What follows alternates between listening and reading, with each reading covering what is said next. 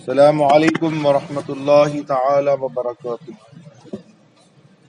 اعوذ باللہ من الشیطان الرجیم، بسم اللہ الرحمن الرحیم۔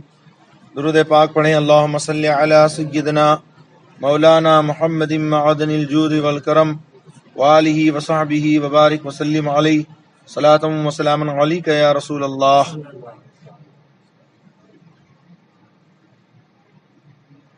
آب مستعمل پاک ہے۔ آب مستعمل یعنی کسی نے بغیر دھلا ہوا ہاتھ یا انگلی کا پورا یا ناخن، یعنی جس کا وضو نہیں ہے، بے وضو آدمی نے اور ہاتھ بھی نہیں دھلا، بغیر دھلا ہوا ہاتھ یا انگلی کا پورا یا ناخن بھی اگر پانی میں ڈال دے گا تو وہ مستعمل ہو جائے گا، اس سے وضو جائز نہیں ہے، وضو نہیں ہوتا۔ لیکن وہ پانی جو ہے وہ پاک ہے، وہ پانی پاک ہے، لیکن اس میں پاک کرنے کی صلاحیت جو تھی وہ اس میں بے دھلا ہاتھ یا انگلی ڈالنے کی وجہ سے وہ صلاحیت ختم ہو گئی۔ لہذا عموماً جو بیرل میں، بکیٹ میں یا جگ وغیرہ میں پانی بھر کے رکھا جاتا ہے تو وضو کرنے والوں کو چاہیے کہ اس میں بغیر دھلا ہوا ہاتھ یا انگلی نہ ڈالیں، بلکہ پہلے دونوں ہاتھوں کو 3 مرتبہ دھو لیں۔ اب بلا تکلف وہ پانی میں ہاتھ ڈال سکتے ہیں۔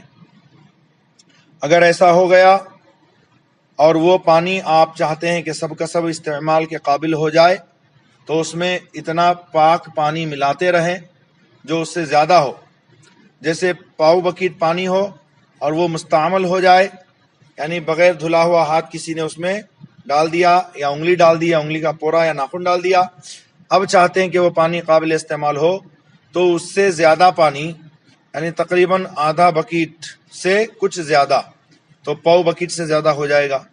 اگر بکیٹ یا بیرل بھرا ہوا ہے تو اس میں اتنا پاک پانی ڈالیے کہ بہہ کر 2 ہاتھ تک وہ بہتا چلا جائے، لبالب بہہ کر 2 ہاتھ تک بہتا چلا جائے۔ 2 ہاتھ سمجھ رہے نا، 2 ہاتھ 1.5-2 ہاتھ اگر بہہ کے نکل گیا تو سب کا سب پانی قابل استعمال ہو گیا۔ سوائے سور کے تمام جانوروں کی وہ ہڈی جس پر مردار کی چکنائی نہ لگی ہو اور بال اور دانت پاک ہیں۔ سوائے سور کے ہر جانور جو مردار ہے، اگر ہڈی میں چکنائی نہ لگی ہو وہ ہڈی پاک ہے، اس کے دانت اور بال پاک ہیں۔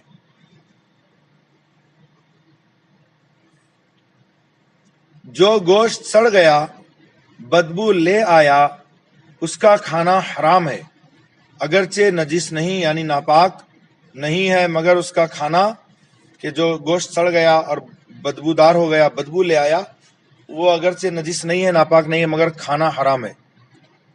جو چیزیں ایسی ہیں کہ وہ خود نجس ہیں،